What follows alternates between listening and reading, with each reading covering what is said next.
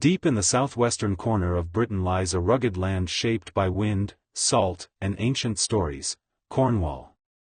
Among its cliffs, moors, and narrow valleys, whispers of forgotten rituals still linger like traces of smoke left behind after a fire that burned centuries ago. Many of these rituals were never written down, surviving only through the memories of coastal villages and the quiet traditions passed between generations. And although modern Cornwall no longer resembles the world that existed in the 17th and 18th centuries, echoes of those old beliefs remain, wrapped in mystery and softened by time. Tonight, we step into that old world, not to sensationalize it, but to understand the atmosphere in which these rituals lived, a world where faith, fear, and survival were deeply intertwined. To understand the rituals of Cornish witches, one must first forget the modern meaning of the word. In old Cornwall, a witch was not imagined as a figure of darkness or harm. Instead, she was often a respected woman rooted in local knowledge, of herbs, tides, weather, and the unseen rhythms of nature. Coastal communities relied on such knowledge. Fishermen trusted charms and blessings before taking their boats into unpredictable waters. Farmers asked these women for help with crops, storms, or illnesses.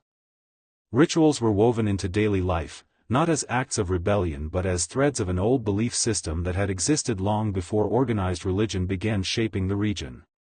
One of the most common rituals involved protection, not dramatic ceremonies, but simple acts grounded in the natural world.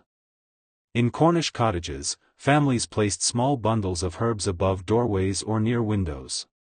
These bundles, made from rosemary, sage, or gorse, were believed to calm troubled energy and bring clarity. To the outside world, they looked like ordinary decorations. But to those who knew the tradition, they held deeper meaning, reminders that people did not feel alone against the uncertainties of nature. These practices did not challenge authority, they coexisted quietly with everyday life. In fishing villages along the Cornish coast, rituals took on a different form. Before dawn, as boats were prepared for long journeys, a woman known for her knowledge of local traditions might trace a simple mark on the side of the boat using seawater and ash. It was not dramatic, not theatrical, just a gentle symbol meant to bring focus and confidence to the crew. Men who spent their days facing unpredictable tides found comfort in these gestures. Whether the ritual worked or not was less important than the sense of grounding it offered. But not all rituals were tied to the sea. Some belonged to the moorlands, vast, windswept stretches where stone circles and ancient paths still stand. In those isolated places, traditions survived that were older than Christianity. People believed that nature itself carried a kind of wisdom, and rituals were their way of honoring it. At certain times of the year, villagers gathered on hillsides to mark seasonal changes, lighting small controlled fires or sharing food as a symbol of continuity.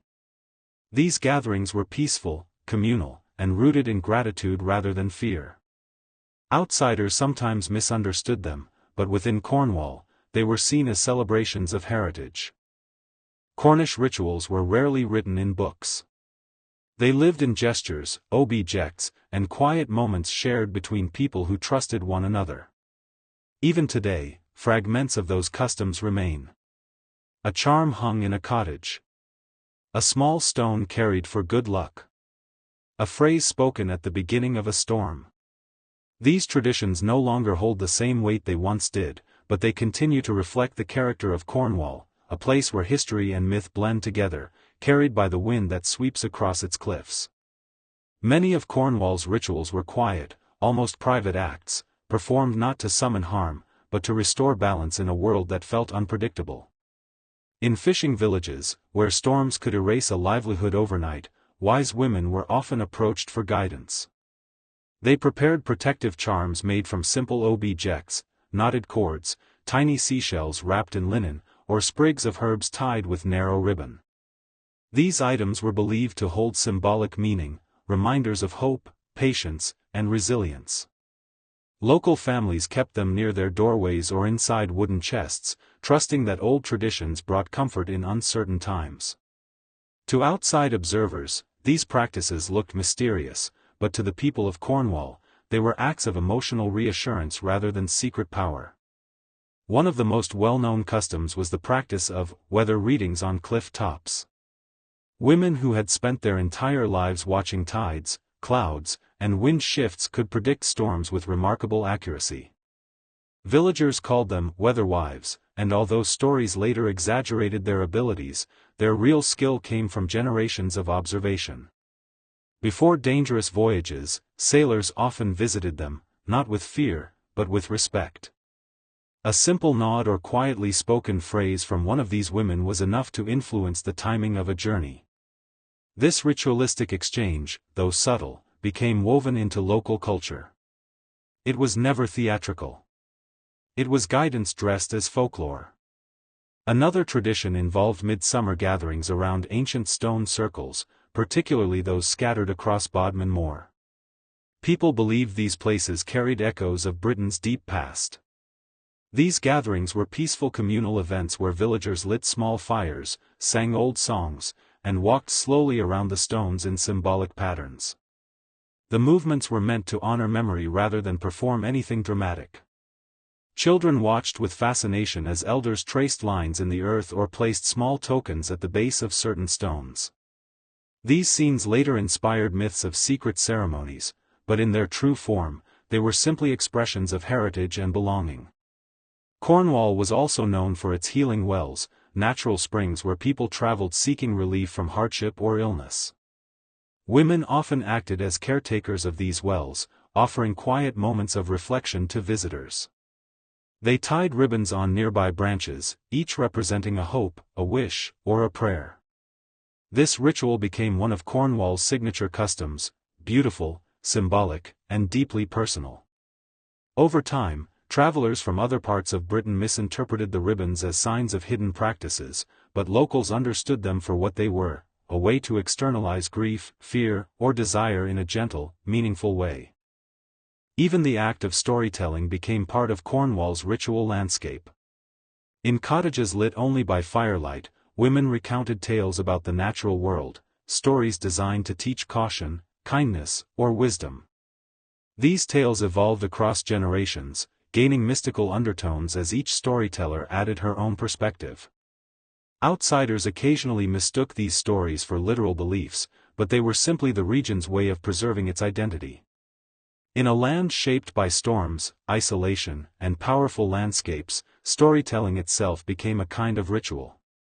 The deeper truth is that Cornwall's so-called witch rituals were far more humane and grounded than legend suggests. They reflected the emotional needs of communities facing harsh weather, shifting fortunes, and limited resources. What outsiders later exaggerated into dramatic tales were originally acts of care, tradition, and survival. The women at the heart of these customs carried wisdom rather than threat, and their legacy reveals a culture much richer, and far more misunderstood, than the myths that followed. The deeper one looks into Cornwall's surviving records, the clearer it becomes that these practices were never chaotic or theatrical, they followed a quiet order that reflected generations of rural tradition. One of the most intriguing customs involved the watching hours, a period just before dawn when a small group would gather in silence to observe natural signs. They believed that the land itself communicated through subtle movements, a sudden breeze, the shift of light on stone, or the behavior of birds. These observations were not interpreted as supernatural commands, but as gentle cues that guided decisions about planting, travel, or community concerns. Many villagers trusted these insights more than the opinions of distant officials who knew little about life on Cornwall's rugged coasts. Another custom, often mentioned in local accounts, centered around protective circles drawn not on the ground, but symbolically in the mind. Those who practiced this tradition described it as a way of setting emotional boundaries, an early form of psychological resilience rather than anything mystical. Participants visualized a space of calm around themselves before moments of conflict or uncertainty. In a region where storms arrived without warning and fishing families faced constant risk, these visual rituals likely served as a stabilizing force, helping people remain grounded. Cornwall's hearth gatherings were among the most misunderstood traditions. Outsiders imagined dramatic scenes, but the reality was far simpler. During these evenings, families or small groups met around the fire to share stories, recite old proverbs, and pass down practical wisdom. The person later labeled a witch was often just the most experienced speaker, someone who remembered remedies for fevers, ways to ease stress, or methods of calming frightened children. These gatherings strengthened communities at a time when official support was nearly non-existent. It is no wonder that locals defended these women fiercely when outsiders questioned their role. Seasonal rites also played a major part in Cornwall's cultural identity. At the turn of winter, households placed small handmade symbols near doorways, not for dramatic purposes, but to welcome good fortune and mark the cycle of the year. These tokens were crafted from everyday materials, twine, sea-polished stones, bits of driftwood, chosen for their connection to the landscape. The intention was symbolic, a reminder that hardship softened with time, that long nights gave way to lighter days, and that even isolated communities remained part of nature's rhythm. There are also accounts of listening walks, practiced primarily by older women known for their calm presence. At dusk or dawn, they walked along cliffs or forest paths, pausing often as if hearing something in the quiet. Historians today believe these walks were less about seeking hidden forces and more about observing the environment, changes in waves, shifts in wind patterns, the sound of distant movement. These observations helped predict weather, which in turn protected fishing crews and farmers. For villages built on uncertainty, such knowledge was invaluable. It was practical expertise, later reinterpreted as something far more mysterious. By the 19th century, when Cornwall's rural communities drew the attention of curious travelers, many of these customs were misinterpreted. Visitors wanted dramatic tales, and villagers, amused or simply tired of explaining, sometimes embellished minor details. Over time, stories grew, and the women who had once been midwives, herbal gatherers, or quiet observers of nature transformed in popular imagination into something more extraordinary. The mystique surrounding them became part of local legend, a blend of truth, misunderstanding, and storytelling tradition. Yet despite the embellishments, one fact remains constant: the people later called witches of Cornwall were cultural historians of their time. They preserved knowledge when books were scarce and literacy rare. They maintained emotional and practical support systems long before organized services existed. And through simple, thoughtful rituals rooted in nature and community, they shaped a legacy that remains one of the most fascinating parts of Cornwall's past.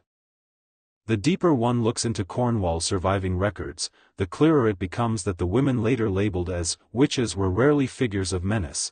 They were observers of nature, interpreters of symbols, and quiet custodians of local knowledge.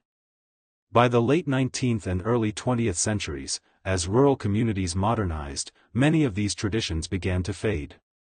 Yet their echoes remained in the stories passed down by families who remembered unusual gatherings at dusk, whispered charms spoken over endured livestock, and the curious habit of leaving small offerings at crossroads long after the old beliefs had supposedly died out.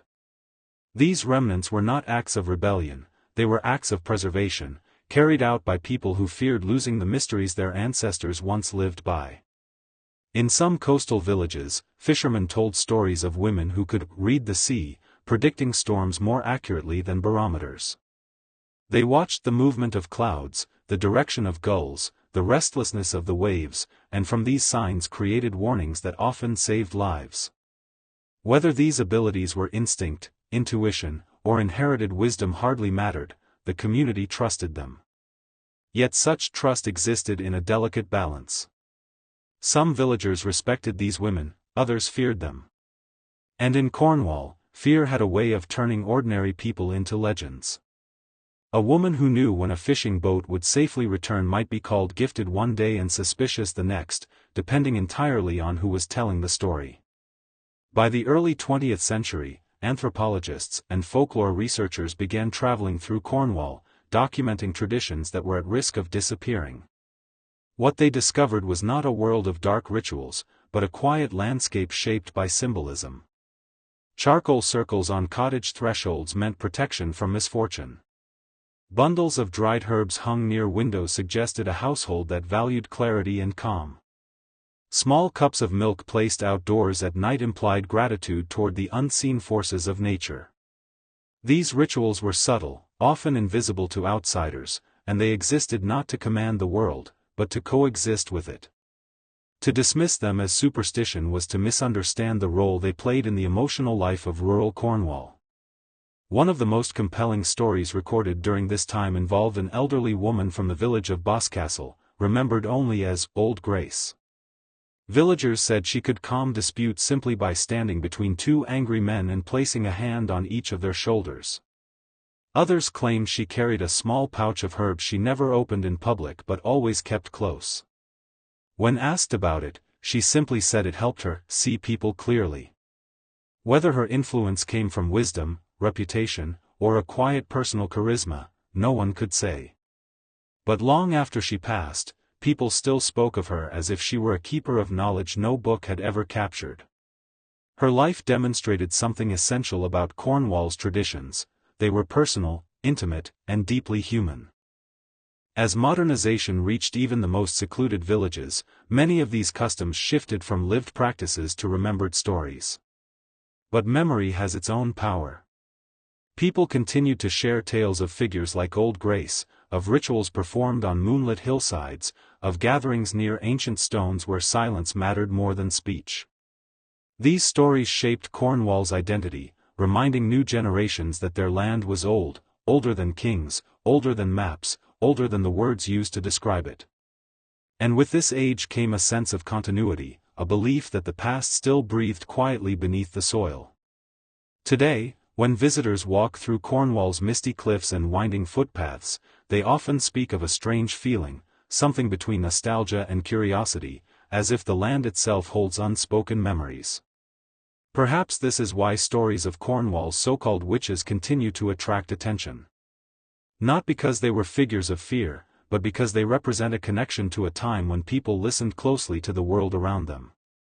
Their rituals were not spectacles of power but expressions of respect, for nature, for mystery, for the unseen rhythms of life. If you would like to hear more stories about the forgotten rituals, hidden histories, and ancient traditions of Old Britain, make sure to subscribe to Old Britain Secrets and share your thoughts in the comments. Your voice helps keep these memories alive.